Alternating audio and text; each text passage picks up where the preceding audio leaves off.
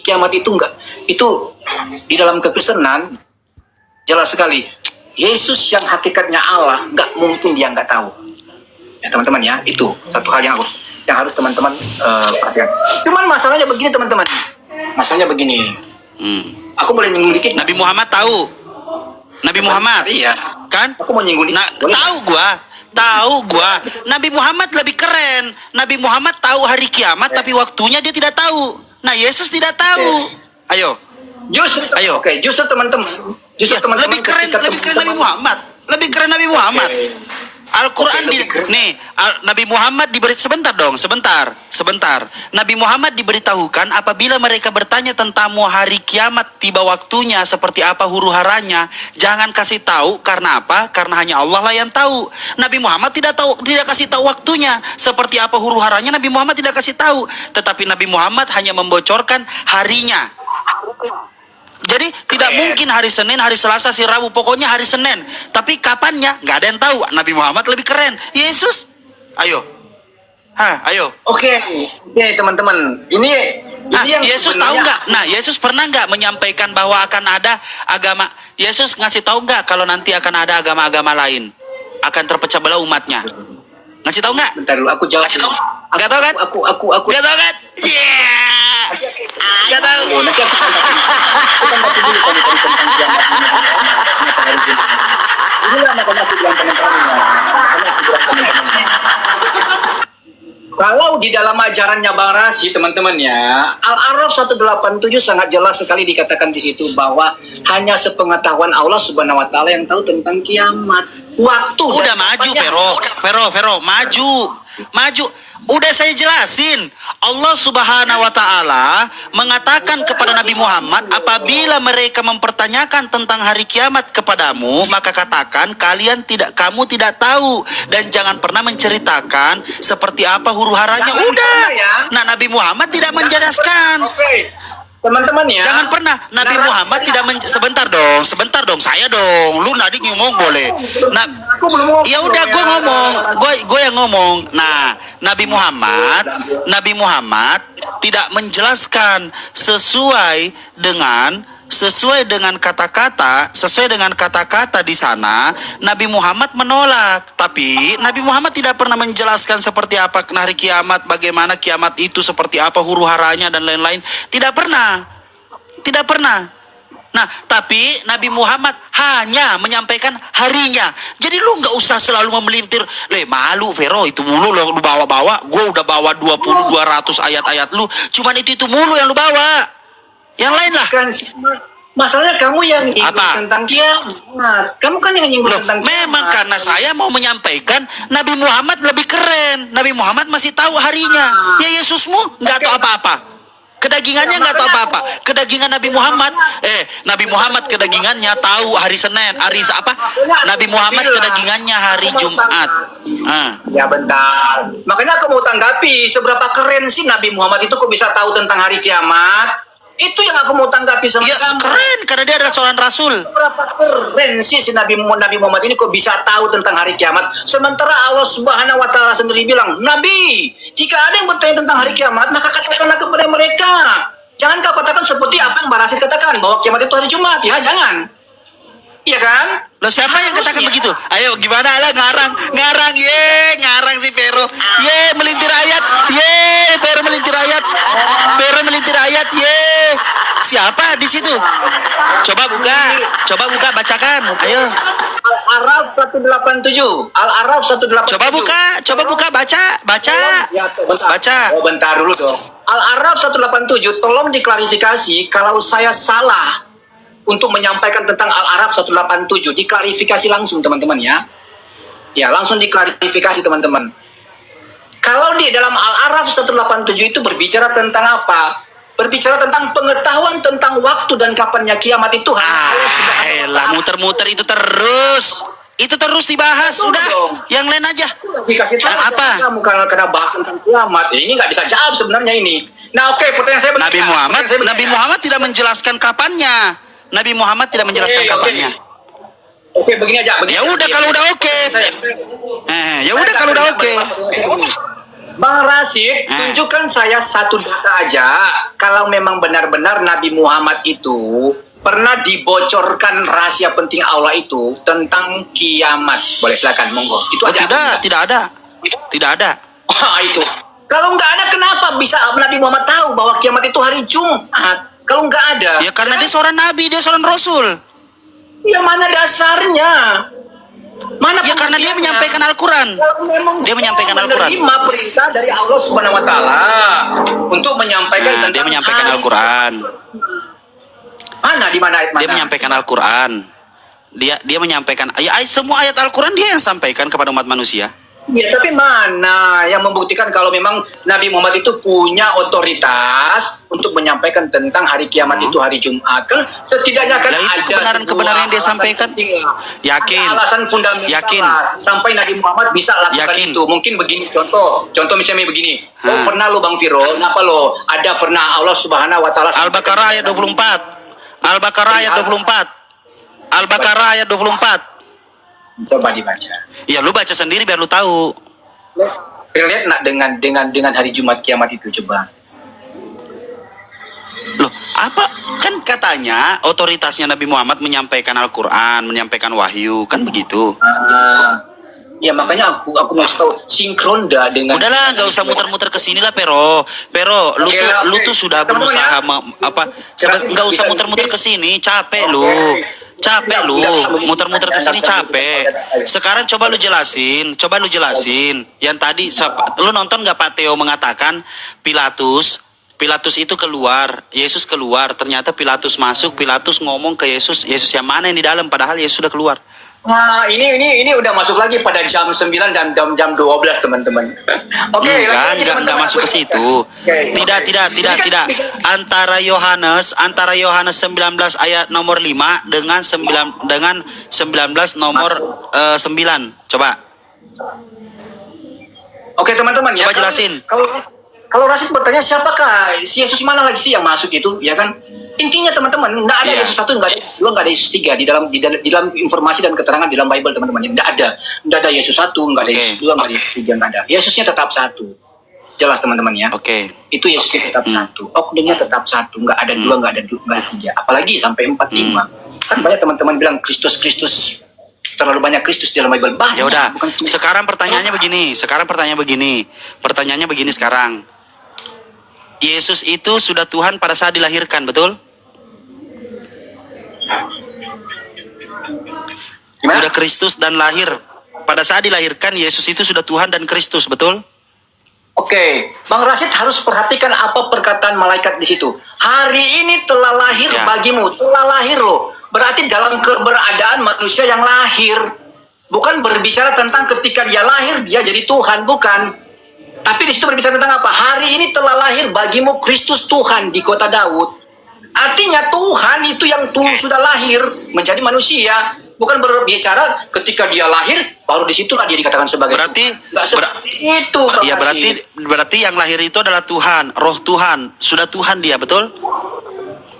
Oke, teman-teman ya. Sekali lagi, hari ini telah lahir bagimu Kristus Tuhan. Pertanyaannya, Yesus itu pada saat lahir dia sudah Tuhan, sudah di Kristus, betul? Oke. Anda pun bertanya seperti itu, jelas sekali. Sang Firman itu telah menjadi manusia. Firman itu adalah hakikatnya. Oh ya, oke. Coba jelasin Kisah Para Rasul 2 nomor 36. Mana? Tunggu bentar. Ambillah.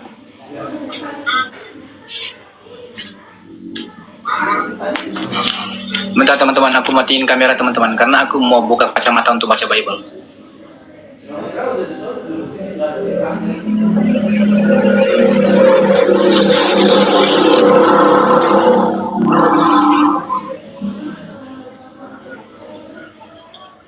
Oke, Kisah Para Rasul berapa sih?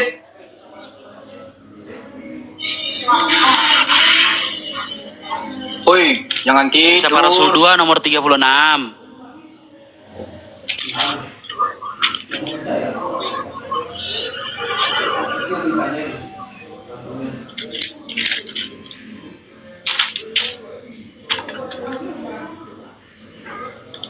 Oke, aku baca teman-teman ya, nomor 36. Duduklah di sebelah kananku sampai kubuat musuh-musuhmu menjadi tumpuan kakimu. Apa? Kisah Para Rasul 2 ayat 36. Ya ini aku baca 36. 53, oke sorry. Jadi seluruh kaum Israel harus tahu dengan pasti bahwa Allah telah membuat Yesus yang kamu salibkan itu menjadi Tuhan dan Kristus. Apalagi? Jadi gimana itu ceritanya Tuhan membuat Tuhan? Oke teman-teman ya. Sekali lagi teman-teman ya. Kalau kita berbicara tentang Tuhan, itu adalah makna kata atau sebuah makna kata berbicara tentang nama dari sebuah gelar, teman-teman ya. Iya. Nama dari sebuah gelar yang harus dipahami teman-teman. Itu nggak boleh kita langsung berasumsi dengan pengetahuan kita sendiri bahwa Tuhan itu adalah menurut agama Islam seperti ini, harus sama dengan Tuhan yang ada dalam kekristenan. Itu memang udah lari teman-teman ya, udah nggak dapat teman-teman ya. Jadi jelaskan di sini bahwa jadi seluruh kaum Israel harus tahu dengan pasti bahwa Allah telah membuat Yesus yang kamu salibkan itu menjadi Tuhan. Ini adalah apa teman-teman? Ini berbicara tentang khotbah Petrus. Ya teman-teman ya. Lagi-lagi kita berbicara tentang khotbah Petrus. Ya. Jadi ini bukan pengakuan dari siapa, ini pengakuan dari Petrus. Dia menyampaikan sesuatu perihal tentang Yesus. Yesus itu yang adalah Tuhan yang kalian salibkan, yang kalian telah bunuh. Gitu loh. Jadi mudah aja sih sebenarnya untuk menjelaskan segala sesuatu perihal tentang ketuhanan Yesus sih. Ketika Anda bertanya, Yesus itu menjadi Tuhan waktu kapan sih? Apakah ketika dia waktu lahir? Sementara ada ayat yang mengatakan ketika dia disalibkan. Bahkan Paulus pun berkata, dengan matinya Yesus, ya kan, di kayu salib, udah dijadikan sebagai Tuhan oleh Paulus. Lagi-lagi kita berbicara tentang apa? Berbicara tentang sebuah pengakuan iman, sebuah pengakuan kesaksian yang disampaikan oleh para rasul Yesus. Tentang siapa itu Yesus?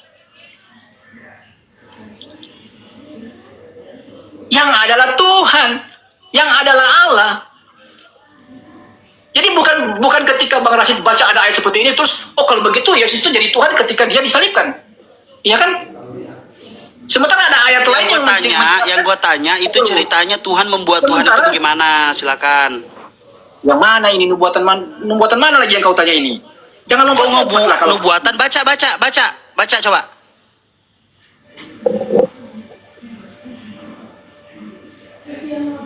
Mana nubuatan ayat 26 sini, 36. Jadi seluruh kaum Israel harus tahu dengan pasti bahwa Allah telah membuat, bukan bernubuat nih lu. Nah itu Allah membuat Tuhan, itu gimana? Coba jelasin. Kenapa kamu bilang bernubuat? Kok membuat?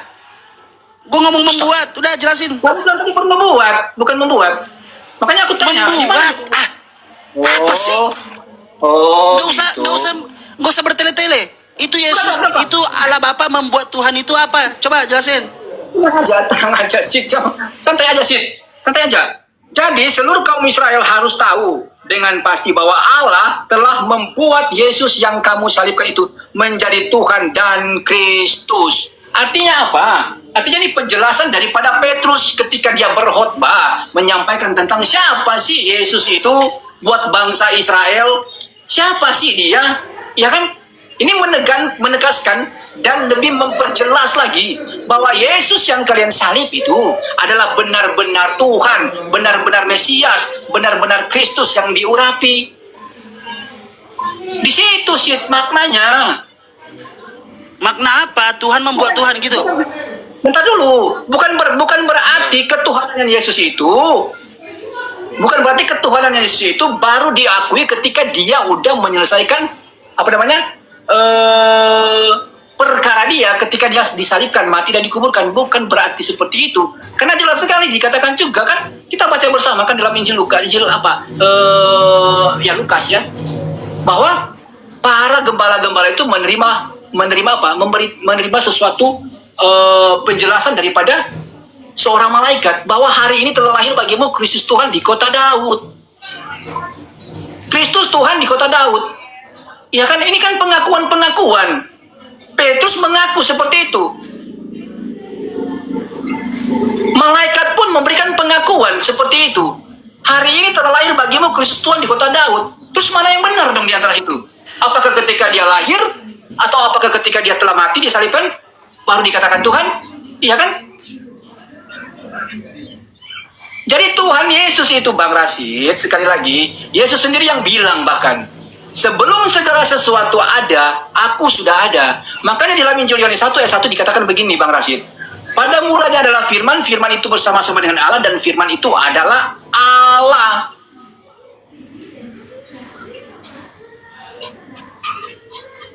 Gitu loh. Tiba-tiba Yohanes 1 ayat 1. Itu coba pahami. Tuhan membuat Tuhan. Itu loh. Coba. Iya, itu konteksnya itu berbicara tentang apa? Khotbah Petrus kepada orang Israel. Itu pengakuan Petrus. Gimana sih? Tuhan membuat Tuhan. Itu pengakuan Petrus, bentuk dari ungkapan iman Petrus. Coba dibaca baik-baiklah itu kalau bukan berbicara tentang khotbah Petrus. Makanya jangan langsung ambil satu ayat begitu aja terus langsung kamu beranggapan itu ayat keren. Ya udah, coba lu jelasin gimana menurut lu yang benar. Ya udah, aku jelaskan itu bahwa itu khotbah Petrus, pengakuan Petrus bahwa Yesus yang kalian salibkan itu adalah Tuhan dan Kristus. Intinya kalian udah intinya begini teman-teman ya. Pengakuan Petrus itu menggambarkan dan menciptakan penegasan tentang siapa Yesus itu buat bangsa Israel. Yang selama ini bangsa Israel menganggap, atau orang-orang Yahudi pada waktu itu, tua-tua Israel, para imam-imam kepala dan ahli-ahli Taurat, menganggap Yesus itu hanyalah sebagai manusia biasa yang lahir dari Maria, yang ayahnya hanya tukang kayu. Gitu loh sih. Sekarang baca Kisah Para Rasul Roma 14 nomor 9. Ini kamu bertanya terus, kapan aku bertanya sama kamu? Tapi biarlah. Iya, Roma berapa? yang terakhir Roma 14 nomor 9. Roma 14 nomor 9.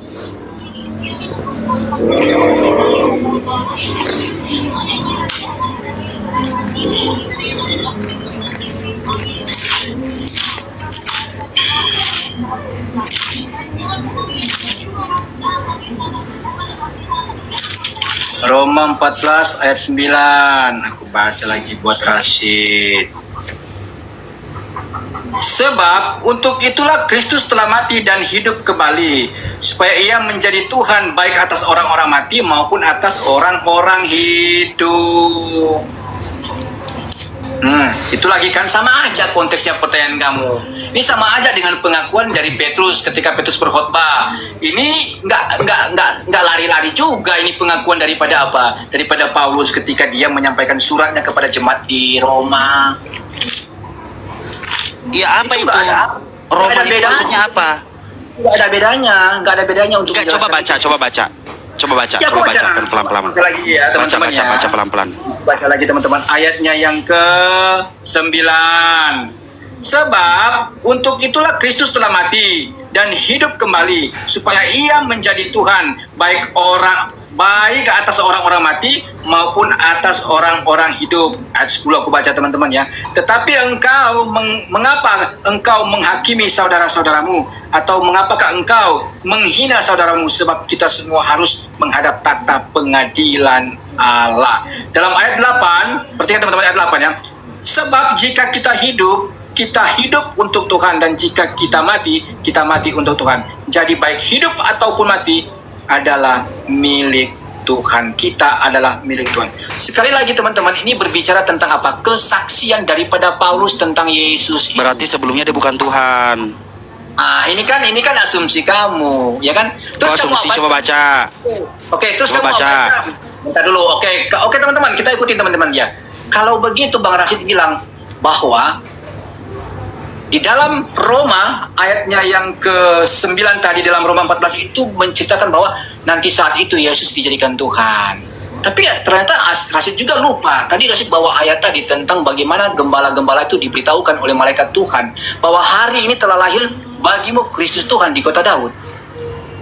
Mana yang benar dong di situ Bang Rashid? Hari ini telah lahir bagimu Kristus Tuhan. Nanya gua, lu yang ngomong dong. Mana yang benar, mana gua tahu. Jelasin. Makanya, Tiga-tiganya itu. Tuhan Makanya aku- udah Tuhan pada saat lahir, dia dibuat Tuhan pada saat disalibkan. Dia harus dia harus mati dulu baru jadi Tuhan. Dengar dulu. Makanya aku harus kasih tahu sama kamu, memahami sebuah kitab suci dalam Alkitab itu, ayat-ayat Alkitab, Anda harus tahu tentang konteksnya dulu. Di situ berbicara tentang apa? Di situ tentang berbicara tentang pengakuan Paulus, kesaksian Paulus kepada siapa? Kepada jemaat yang ada di Roma. Inilah pengakuan Paulus. Bentuk keyakinan iman Paulus bahwa Paulus kan kita tahu teman-teman ya, Paulus itu nggak percaya Yesus Tuhan. Paulus itu bahkan mengejar dan membunuh para pengikut-pengikut Tuhan. Dia menghancurkan, dia nggak suka dengan pengikut-pengikut Yesus karena dia itu nggak percaya tentang Yesus, ya kan? Nggak peduli dia. Nah, ketika dia tahu, ketika dia benar-benar dipanggil Tuhan, ditangkap oleh Tuhan, dia baru paham, dia baru ngerti bahwa ternyata Yesus itulah Tuhan. Makanya setiap kesaksian-kesaksian yang disampaikan surat-surat Paulus kepada jemaat-jemaat yang ditujukan itu, termasuk jemaat yang ada di Roma pada waktu itu merupakan bentuk keyakinan Paulus bahwa ternyata kita udah salah. Ternyata Yesus itu adalah Tuhan, baik orang-orang yang hidup maupun orang-orang yang mati. Itu pengakuan loh. Gimana sih? Oi, Udah. aduh, ngantuk. Ya enggak, gue lagi baca ini nih. Gue lagi baca sesuai apa yang lu baca. Ya turun aja. Gue lagi baca apa yang sesuai lu baca. Tapi di sini dikatakan, Biar kita gantian. ya kalau lu cuman mengarang-arang doang mah bisa-bisa aja, Pero. Tapi lu coba di sini, Pero. Nih, sekarang yang nonton itu Islam semua, Vero. Tadi ada Kristen yang masuk jadinya penonton 800, 300-nya Kristen. 300-nya ini pada keluar kabur karena narasi lu udah kayak Islam. Mana Udah aku agak-agak tahu. ke Islam-Islaman lu. Mana aku tahu ini penonton-penonton inti muslim semua sih. Ini udah Islam semua ini yang nonton. Nah, sekarang coba Aku bedain, tahu. Vero. Tuhan pada saat dia lahir dia sudah Tuhan. Ternyata Yesus itu dijadikan Tuhan, dibuat menjadi Tuhan pada saat disalibkan. Datang Paulus mengatakan apa? Datang Paulus mengatakan Yesus itu jadi Tuhan pada saat dia bangkit dari kematian. Gitu loh. Coba. Oke. Lagi-lagi ya teman-teman ya, sebuah kesaksian, sebuah pengalaman, kita itu tidak bisa menyamakan ya. Pandangan saya dan pandangan Rasid tentang Yesus itu pasti akan berbeda. Antara Petrus dan antara Paulus itu pasti akan berbeda dalam sudut pandang memahami Yesus itu sebagai Tuhan. Gitu loh. Saya sudah kasih tahu sama Bang Rasid, Paulus itu awalnya itu nggak tahu, bukan nggak tahu tentang Yesus ya, bukan nggak tahu, tapi dia nggak percaya tentang Yesus kalau Yesus itulah Tuhan. Bahkan dia punya misi untuk mengejar orang-orang Kristen ya, untuk dibunuh, untuk dibinasakan supaya orang Kristen ini nggak ada. Itu loh, dia nggak percaya Yesus Tuhan loh. Nah, ketika dia telah menerima yang namanya sebuah pelayanan yang disampaikan Yesus kepada dia ya teman-teman ya, ketika dia ditangkap Tuhan ya, dalam pemahaman sudut pandang Kristennya, dia ditangkap Tuhan lewat penglihatan dia dalam bentuk cahaya. Dia dipakai Tuhan luar biasa sih. Makanya setiap kesaksian-kesaksian yang disampaikan oleh Rasul Paulus itu, surat-surat yang dikirimkan kepada jemaat-jemaat, termasuk jemaat Roma pada waktu itu berbicara tentang apa? Berbicara tentang sebuah kesaksian daripada Paulus itu sendiri. Perihal tentang ketuhanan Yesus yang dia udah kenal, dia udah tahu bahwa oh benar ternyata yang kita salibkan itu, yang yang aku kejar-kejar waktu itu loh, benar-benar memang Tuhan. Memang benar-benar harus dijadikan Tuhan. Nggak bisa nggak dijadikan Tuhan. Siapa yang dijadikan Tuhan? Dari siapa?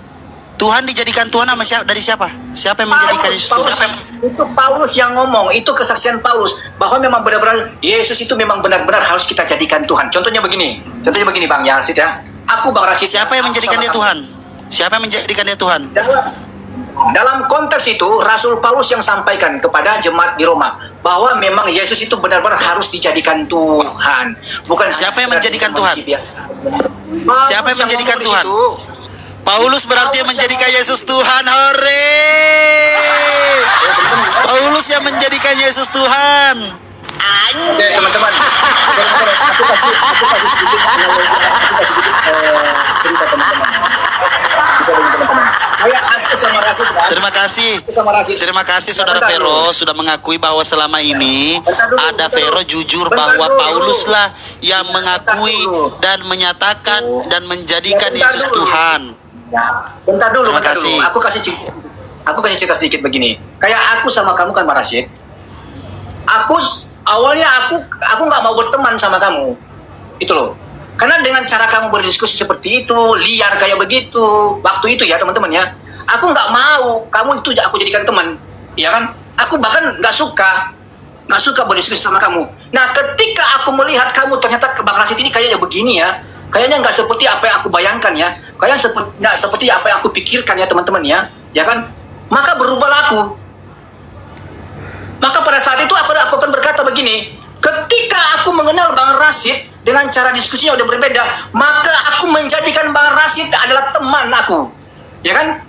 Aku menjadikan Bang Rashid teman saya, dan aku mengajak teman-teman, ayo teman-teman, jadikan Bang Rashid teman dalam sebuah diskusi. Itu bentuk pengakuan loh, Sid. Bukan bentuk kekuasaannya Paulus untuk menjadikan sesuatu itu di luar daripada otoritas dia, bukan. Aku kasih cerita dikit aja begitu. Kamu itu bukan teman aku, bentar dulu. Kamu itu bukan teman aku awalnya. Bahkan aku nggak suka diskusi sama kamu dengan cara-cara kamu berdiskusi dengan seperti itu kan. Tapi lama-kelamaan aku kenal kamu, aku bisa tahu kamu, oh begini cara diskusinya Pak Rashid. Cie, lama-lama jatuh cinta, Cie. Alhamdulillah aku jatuh cinta. Aku pasti cerita sama kamu. Begini. Makanya ketika aku tahu cara dan karakternya Bang Rashid, oh ternyata Bang Rashid seperti ini. Makanya aku bilang, aku akan jadikan Bang Rashid teman diskusi saya, dan aku akan ajak teman-teman. Teman-teman, ayo jadikan Rashid sebagai teman. Gitu loh sih, untuk memahami itu konteks di dalam kitab Roma itu. Aduh, gimana sih Betul. Rashid? Artinya di sini Paulus lah yang mengatakan bahwa Yesus itu adalah Tuhan. Iya memang waktu itu memang Paulus tentang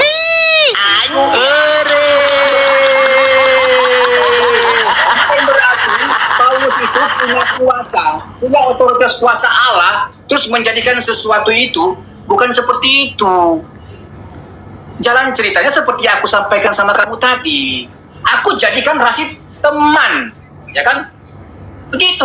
Aku bilang sama teman-teman aku, hey, mari kita jadikan Rashid itu sebagai teman kita, teman diskusi kita. Begitu maknanya sih. Bukan berarti aku bukan berarti Paulus punya kekuasaan sama seperti Allah, sama seperti Bapa yang bisa Tapi menjadikan siapa yang mengatakan bahwa Yesus itu adalah Tuhan di situ? Siapa yang menjadikan Yesus Tuhan di situ? Ya sudah, berarti kalian percaya dengan Paulus bahwa Yesus itu Tuhan karena Paulus yang menjadikan Yesus Tuhan. Begitu, tepuk tangan buat Tuhan.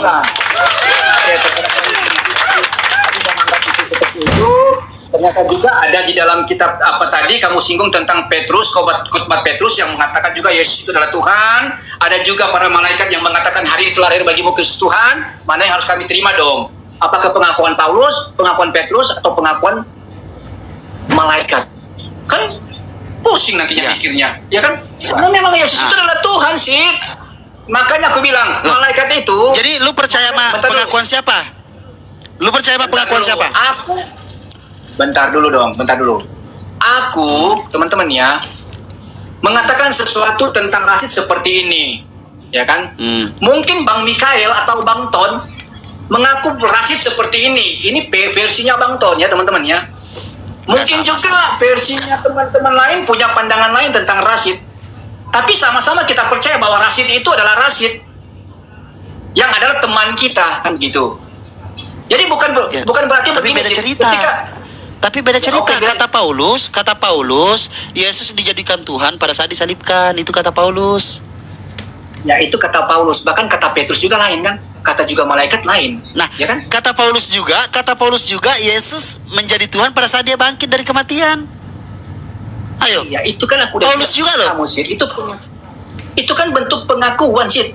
Bukan bentuk dia punya. Jadi yang benar yang mana pengakuan Paulus? Yesus dijadikan Tuhan pada saat disalibkan atau Yesus jadi Tuhan pada saat bangkit dari kematian? Oke teman-teman ya, sekali lagi kita berbicara tentang ini sebuah pengakuan teman-teman. sebuah pengakuan iman yang lahir dari Paulus sendiri, sehingga Paulus sampaikan itu kepada jemaat di Roma. Bahkan di dalam ayat yang Bang Rashid sampaikan tadi berbicara tentang khotbah Petrus itu juga berbicara tentang pengakuan Petrus. Jadi kita harus apa teman-teman ya, kita harus lihat makna konteks dari sebuah ayat Alkitab itu teman-teman. Jadi nggak Iya, perlu makna konteksnya bahwasanya makna konteksnya adalah belum jelas. Udah jelas sih. Belum jelas. Jelas sih. Di dalam kekristenan jelas sekali. Di dalam kekristenan Kisah KPR itu kata Paulus. KPR itu kata Paulus. Roma itu juga kata Paulus. Adalah sang firman yang telah menjadi manusia. Teman-teman ya. Yesus itu adalah sang firman yang telah menjadi manusia. Dan sang firman itu adalah hakikatnya Allah. Itu terserah Anda mau bilang apa. Kapan Yesus jadi Tuhan? Bentar. Anda aja, bentar sih. Ketika Anda Muslim hari ini, kan, bisa aja Anda akan terima Yesus sebagai Tuhan. Kapan itu terjadi? Aku nggak tahu. Tapi bisa aja Anda katakan, Yesus itu Tuhan. Aku nggak tahu kapannya. Tapi itu bentuk pengakuan. Ya sekarang. Kamu udah. Ya sekarang. Ya, kamu udah mengimani. Sekarang saya mengakui bahwa Yesus itu Tuhan kata Paulus. Oke teman-teman ya, jelas ya teman-teman ya. Jadi sebuah bentuk pengakuan itu bukan berarti kita jadikan sebagai fundamental kita untuk supaya apa? Beranggapan bahwa Kok itu adalah Kok fundamental sih? Pondasi. Iya, sebuah dasar. Iya kan, sebuah dasar untuk kita mengimani bahwa Paulus lah yang menjadikan Yesus sebagai Tuhan. Bukan seperti itu sih. Bukan. Paulus itu nggak punya hak otoritas apa-apa untuk. Makanya saya tanya, yang mana yang perlu yang mana yang patut dipercaya? Yang patut dipercaya keterangan-keterangan dalam Bible. Jelas sekali sih. Udah jangan muter-muter kemana-mana lah. Itu udah aku jelaskan semua lah. Terserah kamu mau paham apa enggak lah. Seperti apalah pemahaman kamu itu terserah kamu. Yang pasti teman-teman ya, Yesus itu adalah sang firman yang hakikatnya adalah Allah. Ya, dalam keterangan Yohanes 1 ayat 1 sangat jelas sekali teman-teman ya. Sangat jelas sekali. Jadi ketuhanan Yesus itu nggak perlu diragukan. Jangan ketika kita percaya, oh nanti Paulus sampaikan, oh Yesus itu kita jadikan Tuhan. Bukan karena gara-gara itu. Ya teman-teman ya.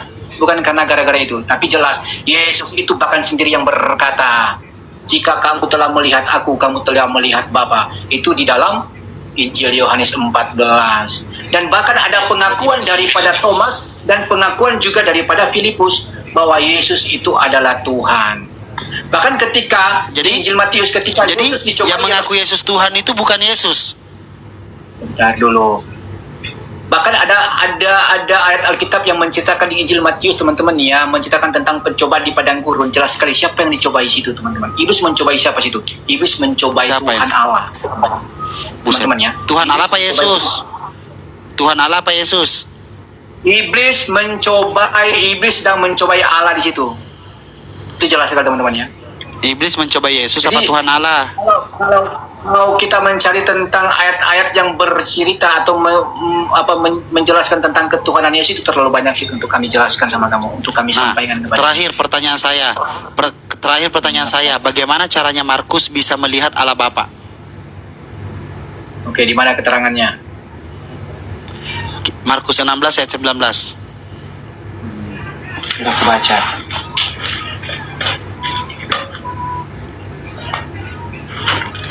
Markus 16 ayat 19. Aku matiin kamera teman-teman ya. Lama banget ini.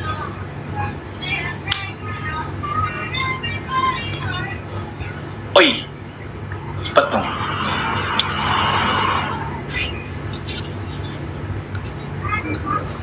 Oke teman-teman, ini terakhir teman-temannya. Aduh, Markus berapa sih? Ya sama. Markus 16 ayat 19.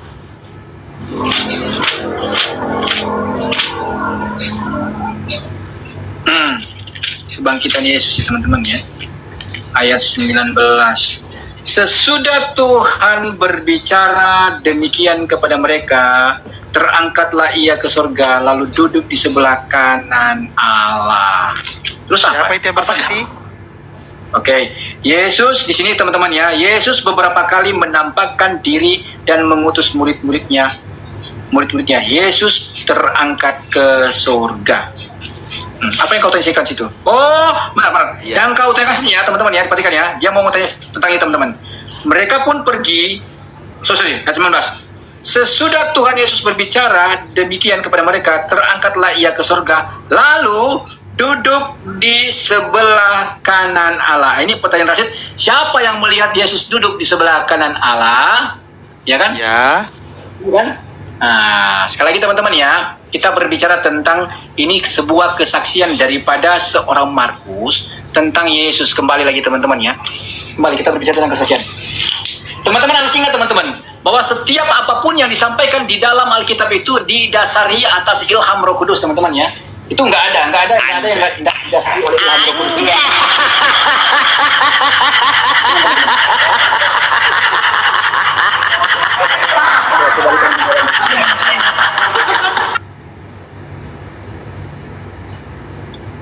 Oke teman-teman, menghilang dia ini. Jadi jelas sekali teman-teman ya, Markus ketika menyampaikan tentang hal itu berbicara tentang apa teman-teman?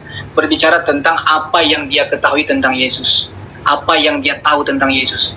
Berbicara tentang Yesus duduk di sebelah kanan Allah Bapa itu membuktikan bahwa Markus menceritakan tentang sebuah kesaksian dia bahwa apa yang telah dia saksikan, apa yang telah dia lihat, apa yang dia telah dengar, itu disampaikan, itu diceritakan, dan betul. itu ditulis. Betul. Dan Alkitab ini teman-teman, Alkitab ini bukan atau apa teman-teman.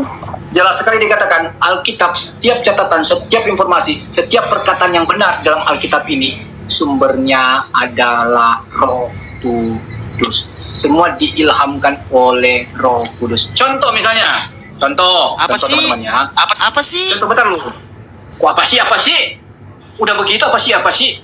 Contoh misalnya. Ya apa siapa kapan siapa saksinya Yesus? Apa Markus ngelihat Allah Bapa duduk di sampingnya, di sebelah kirinya Yesus? Kan udah aku jawab sama kamu. Itu berbicara tentang Apa jawabannya? Itu Apa? berbicara tentang Kesaksian. Kesaksian dari Markus. Berarti menyampaikan Markus menyaksikan. Menyampaikan Berarti perihal Yesus tentang menyaksikan. Bentar dulu. Menyampaikan tentang perihal apa? Berarti Yesus menyaksikan. Bentar dulu dong. Apa yang dia lihat, apa yang dia dengar, apa yang dia raba, apa yang dia ketahui Terawang. tentang Yesus. Udah kayak duit 100.000 dilihat, diraba, diterawang. Contoh misalnya di dalam sebuah kitab suci, teman-teman punya kitab suci Al-Quran kan? Tapi udahlah, aku nggak mau nyinggung itu sebenarnya. Nanti aku singgung melebar lagi. Ya nggak apa-apa. Kan diskusi. Takut. Bukan Karena takut. kebenaran itu datangnya dari Al-Quran. Nggak, bukan masalahnya takut sih, cuman masalahnya aku kan udah nggak mau bahas-bahas tentang iman kalian. Iya, ya gimana? Ya udah, apa lagi? Udah selesai? Ya itu kesaksian Ya udah, Markus, itu berarti jawaban. Markus melihat Allah Bapa. Itu jawaban saya, Apa jawabannya? Jawaban saya adalah inilah bentuk kesaksian dari para Markus, apa yang telah dia lihat, apa yang dia telah dengar, apa yang dia telah saksikan, apa yang Berarti dia telah Markus pernah melihat Allah Bapa. berkaitan dengan yang namanya Yesus. Itu aja. Itu aku bisa jawab. Kalaupun nggak bisa diterima, ya, oke. Iya, berarti Markus pernah melihat Bapa. Karena berbicara tentang sebuah kitab suci dalam kekristenan teman-teman, ya aku sekali sampaikan ya. Ini semua sumbernya berasal dari ilham Roh Kudus teman-teman. Semua yang dicatat di dalam Alkitab ini itu sumbernya diilhamkan oleh Roh Kudus. Itu jelas sekali, ada datanya teman-teman. Oke Sid, gimana Sid? Kita mau lanjut lagi atau kamu mau keliling-keliling sama siapa lagi? Enggak, kok semuanya pada ngusir gue secara halus sih? Apa sih ini? Bukan, masalahnya begini Sid ya. Ceritanya begini Sid, aku mau bahas diskusi tentang apa lagi sama kamu sih sebenarnya? Kan ada banyak kita gantian. Ini nih. Mungkin kamu mau buka room, ya kan? Bukan aku ngusir kamu sih, tapi kalau kamu jangan ngusir gua, Vero, jangan ngusir gua. Jangan ngusir gua, Vero. Gua udah capek diusir. Tadi juga gua udah diusir secara halus. Tapi kalau kamu Ya mau udah, betah di sini jangan juga terima. sih nggak apa-apa. Iya, kamu juga kalau mau betah sini juga sih nggak apa-apa sih mau betah. Tapi aku akan naikin teman-teman yang lain dulu dong supaya dapat apalah sedikit, dapat warna sedikit lah dalam sebuah diskusi. Kalau kamu terus mana ini? Coba Yohanes 5 ayat 37. Terakhir. Tadi lagi terakhir, ini lagi terakhir. Kapan terakhirnya? Terakhir sinkronkan dengan Markus. Jam lagi. Sinkronkan dengan Markus. Jam lagi. Coba Yohanes 5 ayat 37. Apa sih ini lagi? Ini kalau kamu bukan Yohanes kamu sih 5 kamu ayat- udah tinggal. Yohanes 5 ayat 37 kata Yesus, Bapa yang mengutus aku, dialah yang bersaksi tentang aku. Kamu tidak pernah mendengar suaranya, Melihat suaranya, rupanya pun tidak pernah kamu lihat. Tapi ternyata si Semoga Markus lihatnya. si Markus ngeliat dia. Gimana ceritanya itu? Nah, oke teman-teman ya. Sekali lagi teman-teman ya, aku sampaikan. Markus itu berbicara tentang apa? Tentang kesaksiannya tentang Yesus. Apa yang dia dengar. Iya, lu ulang-ulangin terus. Iya, kesaksian benar. Benar banget. Apa yang dia lihat, apa yang dia dengar tentang Yesus, apa yang dia ketahui tentang Yesus, informasi-informasi tentang Yesus itu disampaikanlah di dalam sebuah Injil Markus. Berarti Markus pernah melihat. Berarti Markus pernah melihat Allah Bapa. Begini sih, kalau Anda berbicara Markus pernah melihat Allah Bapa, nggak ada dalam catatan informasi bahwa Markus secara eksplisit melihat kemudian Allah Bapa itu, bukan seperti itu, enggak. Karena Nah, yang dia itu- lihat pada waktu Itu melihat. yang dia, Duduk di sebelah kanan Allah Bapa. Kenapa dia bisa tahu duduk di sebelah kanan Allah Bapa? Saya tahu sama kamu, kenapa dia bisa tahu seperti itu? Kenapa dia bisa menciptakan itu? Kenapa bentuk kesaksian dia? Apa yang dia telah dengar tentang Yesus? Apa yang dia ketahui tentang Yesus? Apa yang telah diceritakan tentang Yesus? Bagaimana Yesus menceritakan itu kepada murid-muridnya? Iya kan? Itu sebuah informasi-informasi yang telah diterima dia. Diterima langsung oleh dia, didengar langsung oleh dia. Makanya dia sampaikan itu. Gitu loh. Sekarang saya tanya, apakah Markus melihat Yesus duduk di sebelah kanan Allah Bapa? Kan aku udah bilang tadi, itu bukan berbicara tentang melihat, tapi berbicara tentang kesaksian daripada Markus itu sendiri. Mendengar Ya apa yang dia langsung. saksikan? Ya dia kan mendengar langsung, dari tadi aku bilang. Ya, sampai- Mendengar langsung, Itu dia. langsung tentang Yesus, Ini dia itu. tentang telah Yesus pernah sampaikan Ini dia kepada rasul-rasulnya. Mendengar dari siapa? Ini siapa sih nih? BP ini berisik ih. Yesus akan naik ke surga dan Yesus akan duduk di sebelah kanan Allah. Itu didengar semua oleh Markus. Makanya Markus menceritakan itu. Markus menceritakan dengan cara setelah ia berbicara kepada murid-muridnya, maka terangkatlah ia ke sorga dan duduk di sebelah kanan Allah Bapa. Itu tuh bukan cerita kesaksian, tapi itu adalah cerita yang dia lihat gitu loh. Dia melihat Yesus setelah berbicara kepada murid-muridnya. Dia ngelihat ke Teman-teman, atas. siapa si Markus ini, Yesus duduk di teman-teman? sebelah kanan Allah Bapa nih. Teman-teman, siapa sih Markus ini? Markus ini kan sahabat daripada Rasul Yesus, ya kan? Sahabat Dia dengar nggak langsung. tuh? Murid bro, murid. Ntar dulu. Udah kayak sahabat Rasul.